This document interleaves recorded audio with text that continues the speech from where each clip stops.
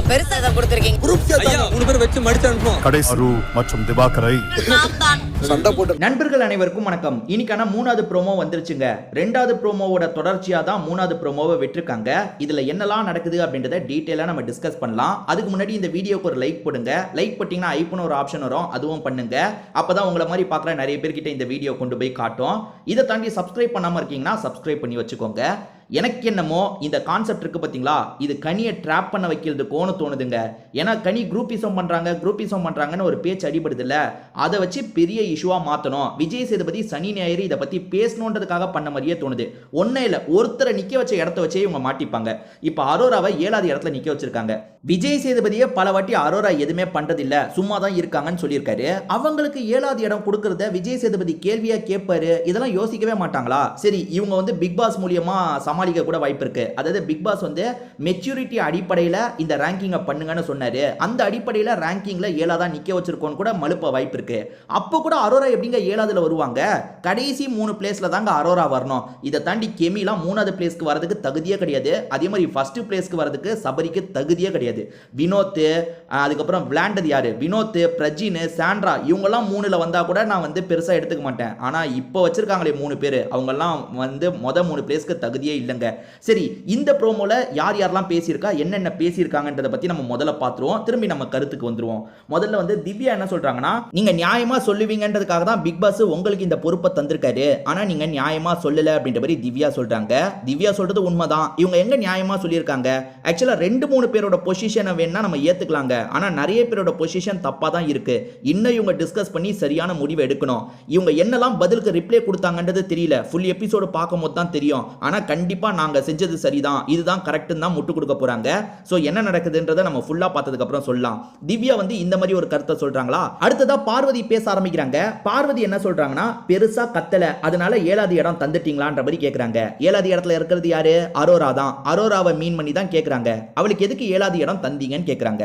ஆக்சுவலா கத்துறதுக்காக தான், கத்திக்கிட்டே இருக்க, பிரச்சனை பண்ணிக்கிட்டே இருக்கன்றதுக்காக தான் உன்னை இந்த பொசிஷன்ல போட்டிருக்கோன்னு சொல்லியிருப்பாங்க போல.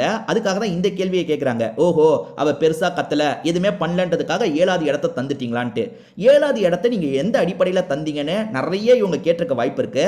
ஸோ பார்வதி அரோராவை மட்டும் கேட்டிருக்க மாட்டாங்க. இதை தாண்டி 3வது இடத்துல கெமி இருக்காங்கல்ல, கெமியை பத்தி கண்டிப்பா கேட்டிருப்பாங்க. அதே மாதிரி சுபிக்ஷாவை கேட்டிருப்பாங்க. ஃபர்ஸ்ட் இடத்துல இருக்க சபரியும் நிச்சயமா கேட்டிருப்பாங்கன்னு நினைக்கிறேன். ப்ரோமோல ஃபுல்லா காட்ட மாட்டாங்கல்ல, அதனால இது மட்டும் தான் வருது. இதை தாண்டி நிறைய பேர் ஏத்துக்கலங்க. ரம்யாலாம் கீழே உட்காந்துட்டாங்க, என்னால ஏத்துக்க முடியாதுன்ட்டு.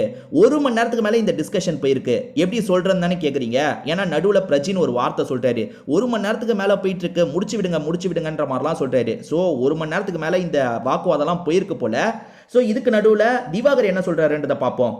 குரூப் சேர்ந்து புரணி பேசுறாங்க, இது பண்றாங்க, அவங்களெல்லாம் நீங்க வந்து முன்னாடி வச்சிருவீங்க, எங்களெல்லாம் பின்னாடி தள்ளிடுவீங்களா? அந்த குரூப் சேர்ந்து புரணி பேசிட்டு இருக்காங்கல்ல, அவங்களெல்லாம் நீங்க வந்து எங்க இடத்துல போடுங்க, அதாவது கடைசி 3 இடத்துல போடுங்க அப்படின்ற மாதிரிலாம் சொல்றாரு. அவர் மீன் பண்றது யாருன்னா, அந்த ரம்யா ஜோவை மீன் பண்றாரு, அதுக்கப்புறம் வந்து சபரியை மீன் பண்றாரு, கெமியை மீன் பண்றாரு, இவங்களெல்லாம் வந்து பின்னாடி போட சொல்றாரு. இந்த ஆர்குமெண்ட் ரொம்ப நேரம் போயிட்டு இருக்கு போல. பிரஜின் நடுவில் ஒரு வார்த்தை சொல்றாரு. எக்ஸாக்டா என்ன சொல்றாரு புரிஞ்சுக்க முடியல. 3 பேரை வச்சு மடிச்சு அனுப்புங்கன்ற மாதிரி சொல்றாரு. எதுக்காக வச்சு மடிச்சு அனுப்புங்கன்னு சொல்றாருன்னு தெளிவா புரியலங்க. இந்த டிஸ்கஷன் போயிட்டு இருக்கும்போது பிக் பாஸ் நடுவுல பேச ஆரம்பிச்சிடுறாரு. சோ கடைசி 3 பொசிஷன்ல இருக்கிறது யாருன்னா பார்வதி, எஃப்ஜே, திவாகர், இவங்க 3 பேர் தான் சிறைக்கு போகணுன்ற மாதிரி சொல்லிடுறாரு. அப்ப டிஸ்கஷன் நடந்துட்டு இருக்கும் போதே பிக் பாஸ் சீக்கிரமா ஒரு முடிவை எடுங்க, இதுதான் முடிவான்னு கேட்டு லாக் பண்ணிட்டாரு போல. ஏன்னா இவங்க 3 பேர் தான் ஜெயிலுக்கு போக போறாங்க. அப்படி ஜெயிலுக்கு போகும்போதும் பார்வதி இருக்காங்கல்ல, பாருங்க இவ்வளவு பேர் சேர்ந்து எங்களை அட்டாக் பண்ணி கடைசியில ஜெயிலுக்கு அனுப்புறீங்க, ஆனா பொன் சிரிப்போட நாங்க போறோம்ன்ற மாதிரி 3 பேருமே ஜெயிலுக்குள்ள வந்துட்டு இருக்காங்க. கனி வந்து விஜய் சேதுபதி கிட்ட இந்த வாரம் பயங்கரமா மாட்ட போறாங்க. அப்படி மாற்ற கனிக்கு தப்பிக்கிறதுக்கு ஒரே ஒரு பாயிண்ட் இருக்கு. அது என்ன தெரியுமா?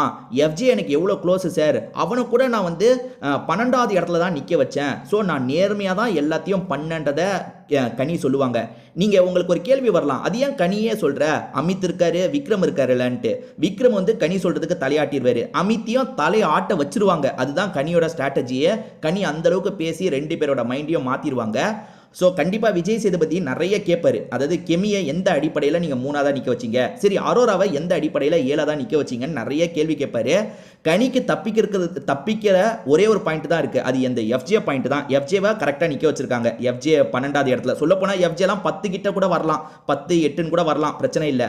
ஆனால் இந்த கெமியெல்லாம் 3வது எப்படி யோசிச்சாங்கன்னு கூட தெரியல. மற்றவங்களுக்கு அந்த கேள்வி வரலையா? ஏன் விக்ரம் கேட்கலையா? கெமி எதுக்குங்க 3வது? கெமி 3வது எனக்கே பிடிக்கலன்னு சொன்னாரா என்னன்னு தெரியல. ஸோ ஃபுல் எபிசோடு பார்த்தா தான் இவங்க 2 பேர் கனிக்கிட்ட என்ன தான் சொன்னாங்கன்னு தெரியும். ஏன்னா கனி தான் முழு முடிவு எடுத்திருப்பாங்கன்னு எனக்கு தோணுது. அவங்க முடிவு எடுக்கலனாலும் அப்படியே அவங்க எடுக்கிற முடிவுக்கு மற்றவங்கள மாற்றிருப்பாங்கன்னு எனக்கு தோணுது. ஃபுல் எபிசோடை பார்த்தா தான் நம்ம தெரிஞ்சுக்க முடியும், நம்மளாம் எதுவும் சொல்லக்கூடாது. ஸோ இதை பற்றி நீங்கள் என்ன நினைக்கிறீங்க? அதுவும் இல்லாமல் பிக் பாஸ் இவ்வளோ வேகமாக எதுக்கு சிறைக்கு அனுப்பணும்? ஒரு முடிவை அவங்க ஏற்றுக்கலன்னு தெரியுது, ஏற்றுக்கலன்னும் போதும் பிக் பாஸ் சிறைக்கு அனுப்புறாருன்னா இவங்க 3 பேரை இன்னும் ட்ரிகர் ஆக்கணும்ன்றதுக்காக பண்ற மாதிரி தான் தோணுது. சிறைக்கு வந்ததுக்கு அப்புறமா திவாகர் நிறைய விஷயங்கள் பேசிட்டு இருக்காரு. அதாவது சண்டை போட்டுக்கிறாங்க, அவங்களுக்குள்ள மாத்தி மாத்தி கிண்டல் என்ன பண்றாங்க, கார்னர் பண்றாங்க, அவங்களுக்குலாம் ஃபர்ஸ்ட் செகண்ட்னு பொசிஷனை தந்துட்டாங்க, எங்க 3 பேரை லாஸ்ட் பொசிஷனுக்கு போட்டுட்டாங்க அப்படின்ற மாதிரிலாம் கேமராவை பார்த்து பேச ஆரம்பிச்சிட்டாரு. ஸோ ஃபுல் எபிசோடு அதை பார்த்தா தாங்க கனி எப்படிலாம் முடிவெடுத்திருக்காங்க, எந்த அடிப்படையில் முடிவெடுத்திருக்காங்க, யார் யாரெல்லாம் எதிர்த்து கேள்வி கேட்டிருக்காங்கன்றதை பார்க்கணும். இதை பற்றி உங்களுக்கு இருக்க கருத்தையும் கமெண்ட் செக்ஷனில் சொல்லுங்கள், நானும் பார்த்து தெரிஞ்சுக்கிறேன்.